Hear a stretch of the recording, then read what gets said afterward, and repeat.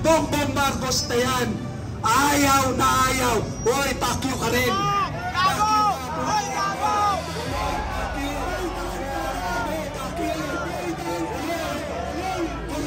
Nakikinabang ka sa kurap. Hoy, pakyo ka. Hoy, tangina mo. Gago. Gano'n. Hoy, tangina mo. Kamag-anak mo siguro kontraktor. Kontraktor, kawatan. Kontraktor. Nadaan-daanan sa iyo ko. Hoy, nakikinabang ka sa congressman mo. Hoy, tangina mo. Gago. Hindi ang mga bayaran ni Marcos. They are trying to infiltrate. Guys, pilay ka lang ha. Wala ka pa rin manner. Hanggang ngayon, dapat talaga i-dissolve natin ang Congress na yan. Abolish Congress. Abolish dapat ang Congress. Abolish ang Congress sa Congress na yan. Abolish. Kung saan sila nakikinabang, yun ang kinakampihan nila.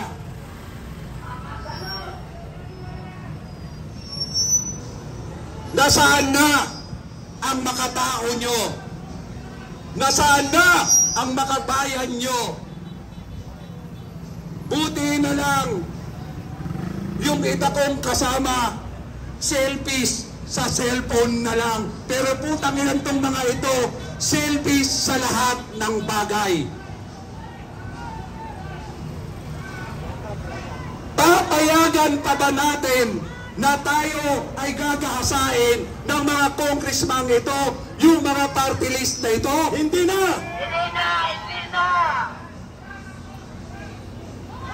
Ayan, nakakalungkot, ginagamit ang kabataan, ginagamit ang mga estudyante, binubulag sa kanilang pampersonal na pakikanabangan.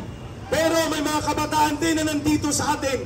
At kanina Kap, 6 years old, nakahawak ng kanyang kartolina na maliit, ay nakalagay, I am a 6 years old boy. I want to protect my future. Please join me. Ito ang tunay na mukha ng politika natin ngayon. Ayaw ko lang kung papayagan nyo pa. Lahat nasusuhulan ng pamilyang Marcos at magpinsang Romualdez. Correct!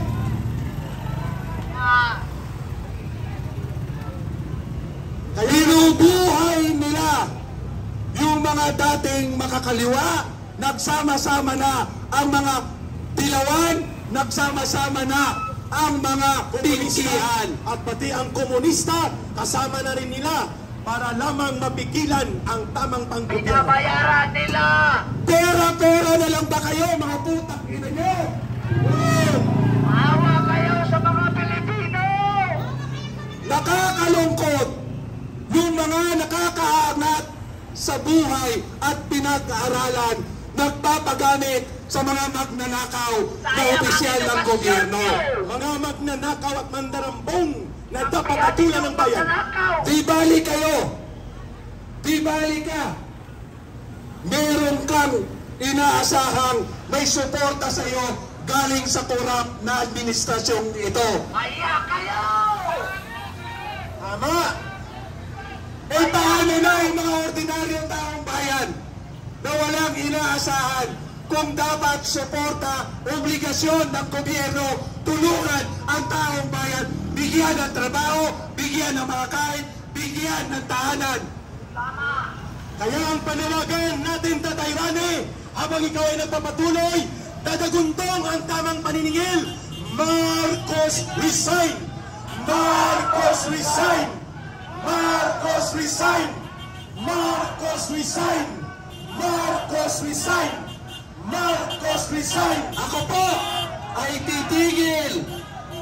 Ako ay titigil sa pagsigaw ng Marcos resign kung ikaw ay magpapadrag test! Correct! Magandang panawagan!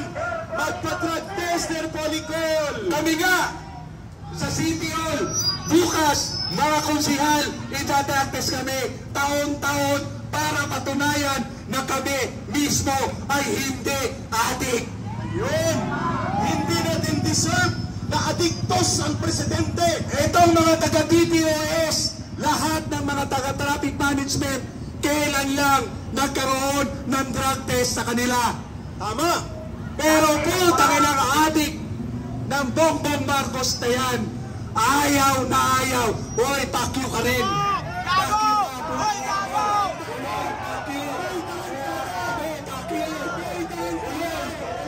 Kulap ka, nakikinabang ka sa kurap. Pakyo ka.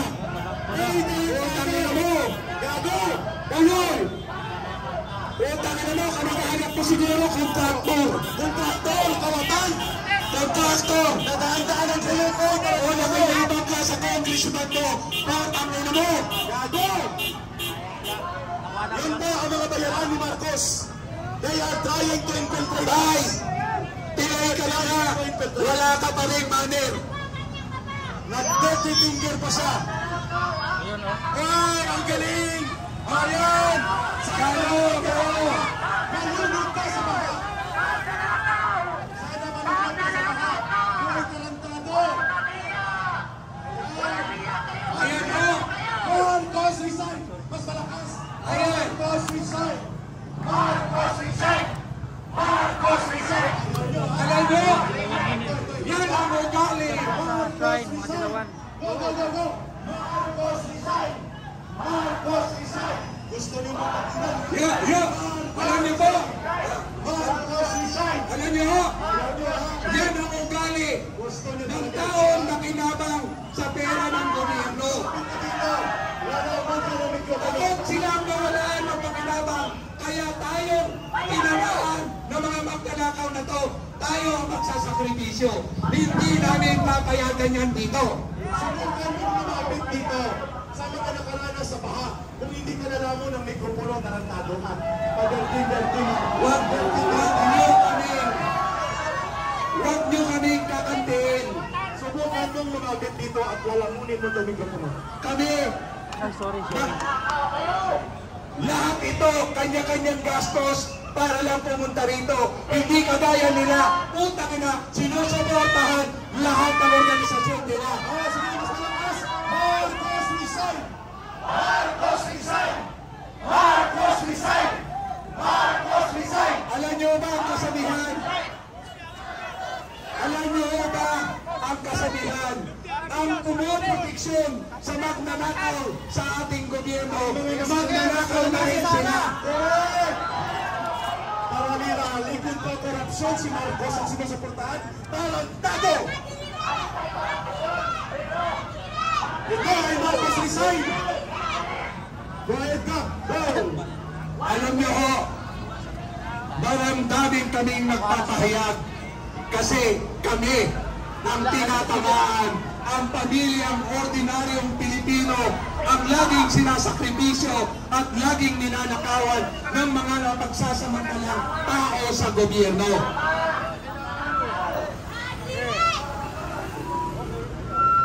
Ulitin ko po, kung tutusin, pwede ako hindi na tumayo dito. Tatlo ang anak ko, isang abogada. Abogada ang anak ko, bunso. Graduate ng UP, graduate ng Ateneo.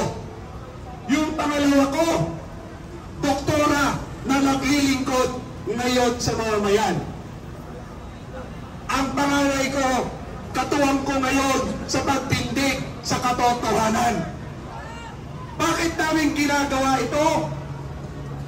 Dahil mahal namin ang bansang ito, mahal namin ang kapwa Pilipino na naghihirap, na pinagsasamantalaan, mga nagputang na mga congressman na yan, na mga politikong yan.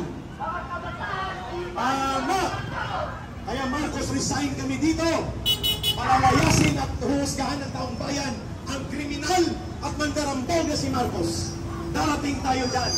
Kaya po, ang araw na to, iba't ibang klase ang kilos protesta.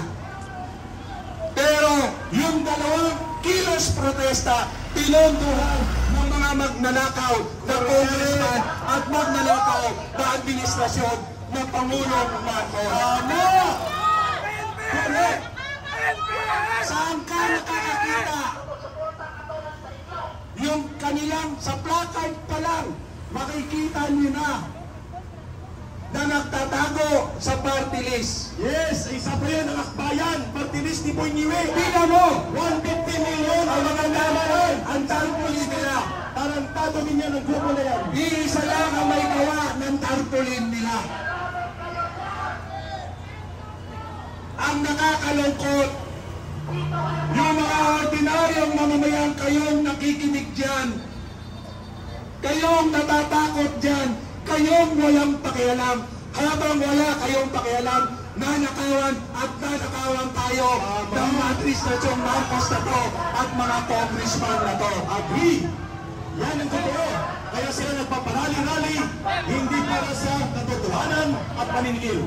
Ang sinasabi nila, kukunti lang naman yung mga tumatahol dyan. O putang ina nyo, kukunti kami, pero may panyanindigan kami. Kami ay nilalaman namin ang ating mga susunod na erasyon at ating bansang ito. Dahil kung ibang kriminal sa bandarambong kundi si Marcos at si Romualdez, dapat silang singilin, pagbayarin at patulan. Marcos Itay! Alam nyo, lahat nababayaran. Nasaan ang mga mainstream media? Nasaan ang mga mainstream media? Lahat kabayaran, lahat binili na ni Tambaloslos yung putang ng pinakawalang nilang congressman. Marcos Romualdez Saldico, magnanakaw. Ayan, kitang Tama po yan, Tay. Very good. Mahal namin kayong mga kapulisan. Iginagalang namin kayong mga kapulisan.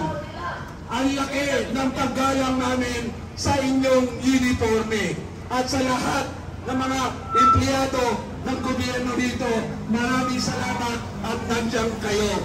Ginagalang namin kayong lahat. Pero, alam ko na nararamdaman nyo rin ang krisis sa bawat pamilya nyo.